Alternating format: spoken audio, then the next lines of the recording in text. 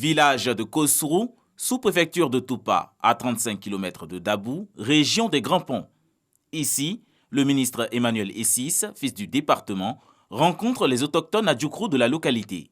Objectif, apaiser les esprits des habitants au vu des conflits communautaires qui ont émaillé le village, à la suite du décès d'un jeune adolescent de 19 ans, disparu et retrouvé le 10 janvier dernier. Les populations de Kosrou s'engagent à adhérer au principe du vivre ensemble. Nous ne pouvons pas apprécier la réaction que la jeunesse de ce village a eue face à cette situation.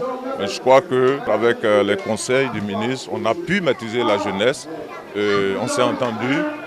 Jusque-là, c'est encore la jeunesse qui veille sur les biens de tous. Le ministre a exhorté les 170 nouveaux patriarches de la génération des Obodjoulou au pouvoir à être les relais de la promotion de la cohésion sociale et du développement à Kosrou. Nous nous battons pour que la paix revienne. Nous ne pouvons pas vivre sans les autres ne peuvent pas vivre sans nous. Nous prêchons le vivre ensemble. Et le message que je leur ai passé, c'est un message de cohésion, de paix. Que pour qu'on passe le développement, il faut qu'on ait la paix. Il faut qu'on taise nos querelles intestines et qu'on regarde le programme du gouvernement, de sorte à tirer le maximum profit de ce programme pour le bonheur des concitoyens. Le fils de la région, Emmanuel Essis, a apporté son soutien et la compassion du gouvernement à la famille de la victime. Une tournée de sensibilisation pour la paix est prévue dans les villages du département de Dabou pour le bon déroulement des élections législatives du 6 mars prochain.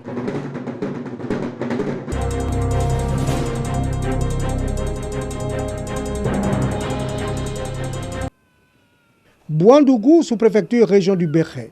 La mécanique, la menuiserie, entre autres activités informelles, sont les occupations des jeunes de la localité. C'est dans un climat de paix sociale que les jeunes peuvent toujours exercer leurs différentes activités. D'où le sens de la journée de sensibilisation des jeunes de la localité à la paix et à la cohésion sociale. Une initiative du Parlement des jeunes de la sous-préfecture de Bouandougou. Au cours d'un panel, la jeunesse est invitée à apporter sa contribution au maintien d'un climat de paix. Nous avons profité de cette cérémonie pour prôner la cohésion sociale, surtout l'union, l'entente, nous avons besoin de paix pour nous-mêmes et nous avons besoin de paix pour la Côte d'Ivoire. Des conseils nous ont été donnés pour mener à bien notre mission, celle de faire d'une jeunesse mature, une jeunesse responsable qui tourne le dos à la violence. Le parrain m'a demandé de dire à la jeunesse de notre sous-préfecture, à l'instar de leurs homologues des autres régions de la Côte d'Ivoire, de maintenir ce climat-là, la paix, dans notre sous-préfecture, qui fera exemple dans la Côte d'Ivoire. Cette journée de sensibilisation de la jeunesse de Bouandougou au maintien d'un climat de paix a vu l'investiture du coordonnateur sous-préfectoral au Parlement des jeunes. Son rôle sera d'œuvrer, entre autres, à la paix, au respect des institutions de la République et à l'insertion des jeunes dans le tissu économique et social.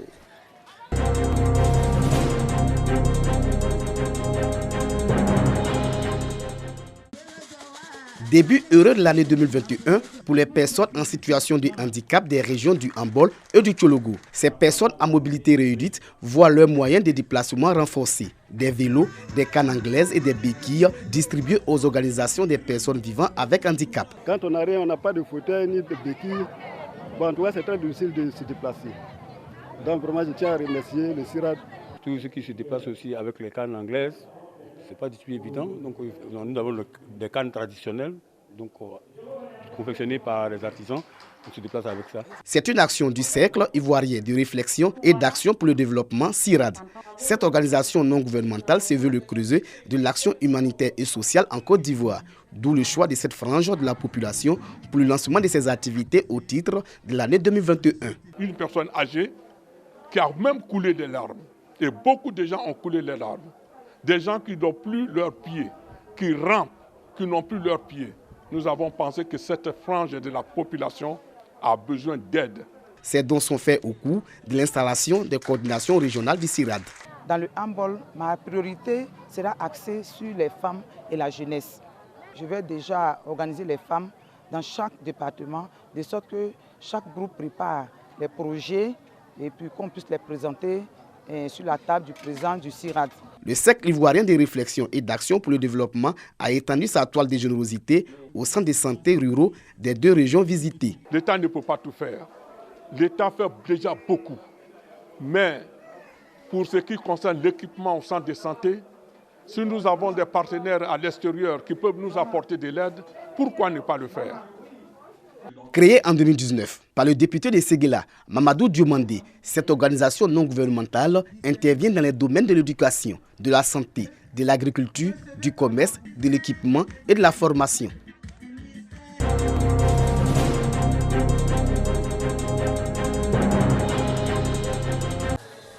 Salle de conférence de la préfecture de Tia-Salé. 500 veuves de la commune reçoivent des kits alimentaires sans distinction d'âge et de classe sociale.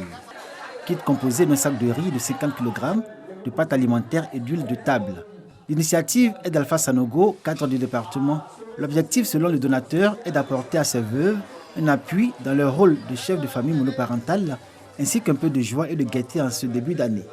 Un acte de générosité qui réjouit les bénéficiaires. En nous offrant des kits alimentaires, à travers nous, les veuves, ce sont des milliers d'enfants orphelins à qui vous offrez la nourriture. Infiniment merci. Nous-mêmes, nous sommes qui sont veuves. Pour nous, c'est une manière de participer à la vie communautaire. Cette année 2021 qui s'annonce une année d'espoir pour notre pays, nous pensons ici aider nos vulnérables mères à mieux démarrer l'année. Ces veuves venues des 16 quartiers de la ville ont été sélectionnées par les différents présidents de conseils de quartier sous la supervision du centre social de Tia-Salé.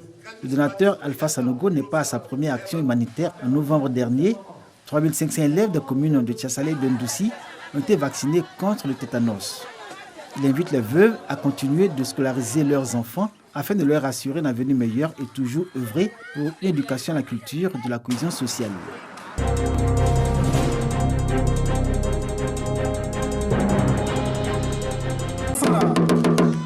Le grand tambour comme pour annoncer l'ouverture de cette célébration culturelle en pays ban. Nous sommes au Festi Diego, la première édition du festival de danse de Diego Nifla à 18 km d'Oumé. Initiée par la plateforme virtuelle dite Fierté de Diego Nifla, l'activité se donne pour ambition valoriser la culture ban. Réunir toutes les personnes qui manifestent un intérêt à notre belle cité de Diego Nifla autour d'un idéal commun pour aboutir au développement de notre localité. À cet effet, nous, membres de la dite plateforme, avions décidé depuis quelques mois d'organiser la première édition du festival culturel de Diego Nifla dénommé Festi Diego 2021 sous le thème de cohésion sociale et de paix. Voici la danse en cité. Danse de réjouissance au clair de lune, une danse spécifiquement exécutée par les Djezra aux femmes de Diego Nifla. Ou encore le Kodoussa, la danse de la poire à lavement venue de la localité de Loua. Il y a aussi le Yassa de Guidi, sans oublier le remarquable groupe le Samansa de Zadi. Quelques esquisses de la richesse du patrimoine culturel et des arts scéniques ban. Nous sommes vraiment contents parce que ce festival soit né ici à Diego Nifla. Voilà, pour nous les artistes ban. Parce qu'on veut montrer nos cultures, la culture ban. C'est ainsi que l'on a pu assister à l'expression artistique du Benkadi venu du Mali et du Tantaba du Burkina Faso, sans oublier la communauté BT. C'est un moment qui nous permet véritablement de nous déterminer en ce qui concerne le développement de notre localité. Cette cérémonie va nous permettre de montrer au monde entier ce que Diego Nifla a de meilleur en termes de culture, en termes de rencontre des peuples. En présence des plus hautes autorités politiques et administratives, dont le parrain, le préfet Doumé Yao Kwaku, des sonorités rares comme le gliglissi, le tia et le ya ont été présentées.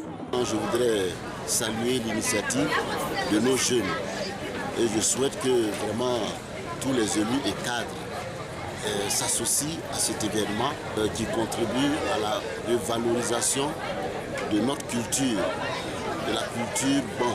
Le Festi Diego, un festival cadencé, notons qu'il aura lieu chaque année dans la période du mois de janvier et ce dans la sous-préfecture de Diégonifla.